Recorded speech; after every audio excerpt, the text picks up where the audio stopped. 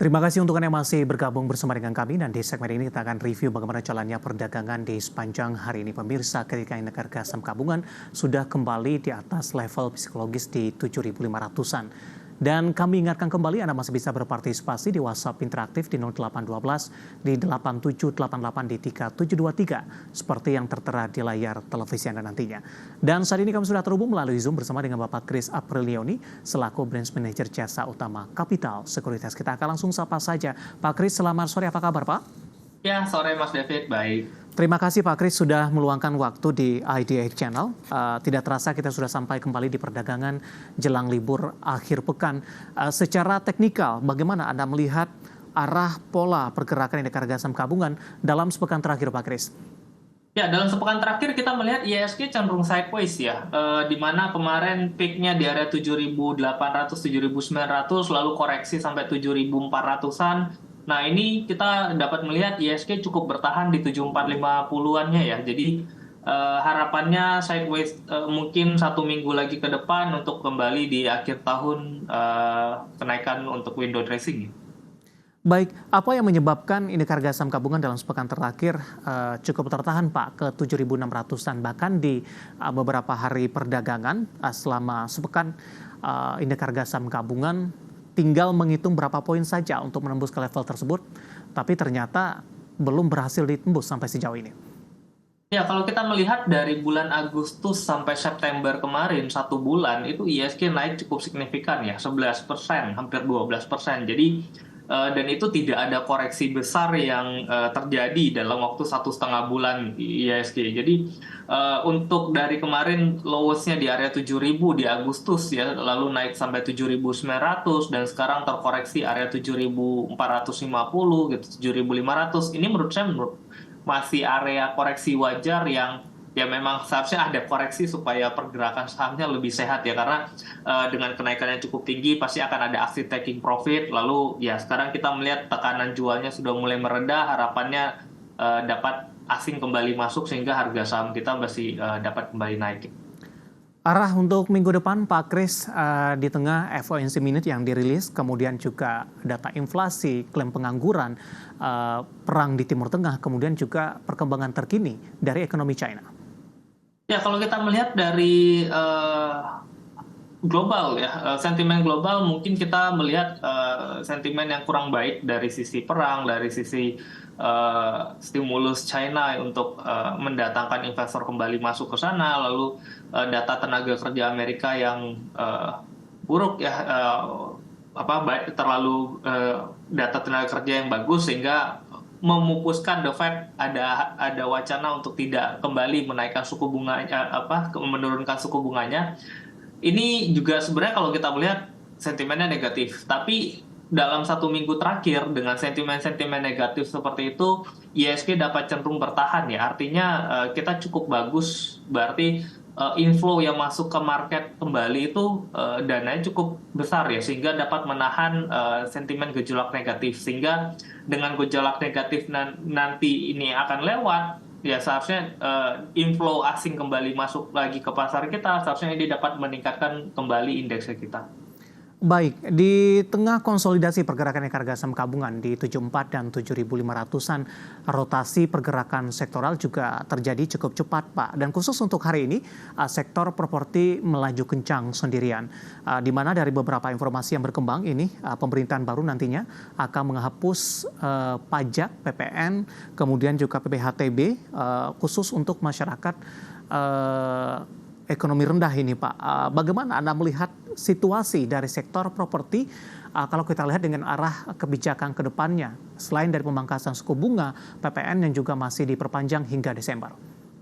Ya, sebenarnya kalau kita berbicara pada sektor properti ini merupakan sektor yang sudah lama sekali masuk ke dalam area downtrend ya, di mana peak-nya mungkin di area 2013-2014 itu peak harga saham properti di harga tertinggi, lalu terus kembali turun sampai ke tahun ini, gitu. Nah, sekarang dengan kita melihat kinerja penjualan emiten-emiten properti itu lebih baik daripada tahun-tahun sebelumnya. Bahkan kalau kita compare seperti SMRA, di 5 tahun terakhir SMRA sekarang bahkan mencetak laba yang lebih tinggi gitu ya. Jadi Ya, mungkin ini merupakan satu sentimen positif bagi sektor properti sendiri untuk kembali mulai masuk ke fase uptrend ya mungkin dalam jangka waktu yang cukup panjang ya.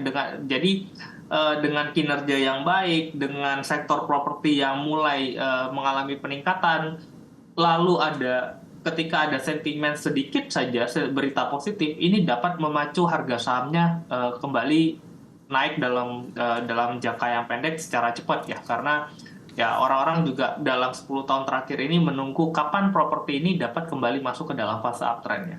Baik, tapi dari analisis Anda Pak Kris, terhadap emiten apa saja nanti ketika kebijakan ini masih dalam tahap wacana tapi akan diberlakukan begitu, pembebasan pajak PPN dan PPHTB.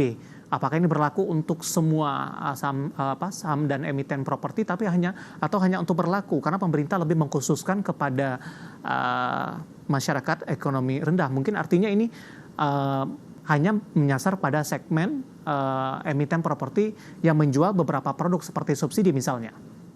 Ya, kalau kita melihat sebenarnya untuk emiten-emiten yang mempunyai harga pasar jual yang cukup rendah, ya sebenarnya banyak emiten-emiten besar pun mereka punya kelasnya tersendiri ya untuk jenis-jenis propertinya mereka. Jadi sekarang itu kalau kita lihat properti itu udah mulai terbagi tuh antara properti yang murah gitu dan properti yang harganya cukup tinggi atau properti yang luxury gitu ya. Jadi sehingga dengan adanya kebijakan ini nanti dampaknya kemana? Tentu akan berdampak ke hampir semua emiten properti ya, karena kalau kita lihat seperti SMRA, BSDE, mereka juga punya jenis emiten-emiten properti yang murah untuk menyasar ke kaum millennials yang mencari properti gitu. Terus juga di pinggiran-pinggiran daerahnya juga biasa mereka punya yang properti murah juga untuk dijual untuk subsidi ya, seperti itu. Baik, dari beberapa saham properti yang hari ini naik cukup tinggi Pak, mana yang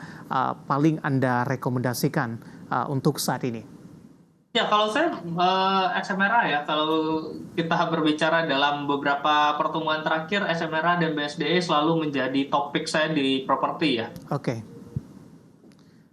Posisi penutupan di 720 menguat di 5,11%, arah dari SMRA Pak? Jangka pendek dan menengah, support dan resisten, dan juga rekomendasinya. Ya, support SMRA sekarang berada pada area 670. SMRA masuk dalam fase uptrend dengan resistance ini sudah mulai, saya rasa ini sudah mulai break ya, dengan target selanjutnya ke area 820 ya. Rekomendasinya Pak Kris dengan penutupan hari ini masih direkomendasikan masuk untuk SMRA? Ya, SMRA masih rekomendasi buy. Terlebih lagi hari ini close juga break ya, kemarin titik tertinggi 715, hari ini closing di 720. Seharusnya ini dapat kembali memacu untuk minggu depan, mungkin properti masih dapat kembali naik. Oke, BSDE 1275 penutupan menguat di 7,59% Pak. Ya. Untuk BSDE sama, ini juga hari ini mengalami penguatan yang cukup banyak ya, sekitar 7,5%. Area support terdekat itu berada pada area 1220 dengan resistance terdekat di 1340. Ini juga properti seharusnya minggu depan masih dapat kembali mengalami kenaikan. Baik, satu lagi Pak Kris untuk ASRI Pak, 13,33% di 238. Ya, ASRI juga sama, penjualannya juga kalau kita lihat kembali meningkat gitu ya, dan ini support terdekat berada pada area 220 dengan resistance di area 262. Baik, di mana ASRI juga sudah mengalami koreksi yang cukup dalam pemirsa. Di Juli sempat di Rp125, kemudian mengalami lonjakan yang cukup signifikan hingga ke Rp262 per saham dalam 1 tahun terakhir. Rekomendasi dari beberapa saham properti yang hari ini mengalami lonjakan yang cukup signifikan, dan lagi-lagi keputusan investasi tetap ada di tangan pemirsa IDX Channel.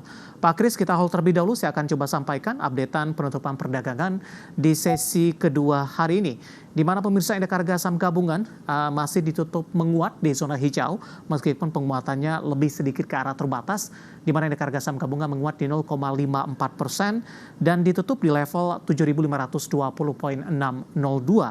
Secara intraday di sepanjang perdagangan hari ini, indeks harga saham gabungan sempat menguat ke 7.549 setelah dibuka flat pada pagi tadi dan masih bergerak di 7.480-an level penutupan perdagangan hari sebelumnya. Langsung saja kita ke grafis yang pertama. Kita akan coba lihat bagaimana posisi penutupan beberapa indeks lainnya di penutupan sesi kedua hari ini. Seperti MNC 36 mengalami penguatan di 0,34%, Jakarta Islamic Index juga menguat di 0,79%, LQ45 menguat di 0,48%.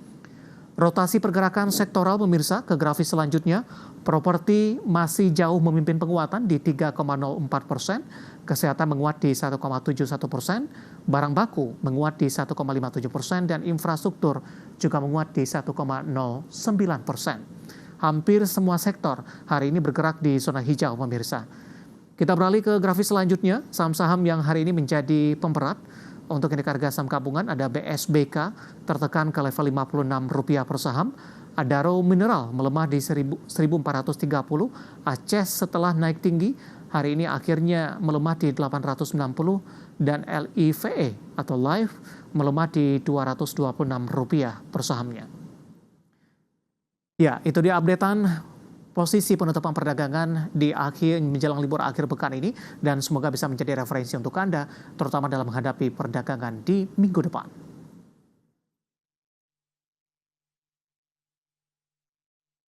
Kita akan jeda kembali dan tetap di tempat Anda, karena setelah ini kita akan coba lihat saham-saham pilihan apa saja yang direkomendasikan. Kami akan segera kembali.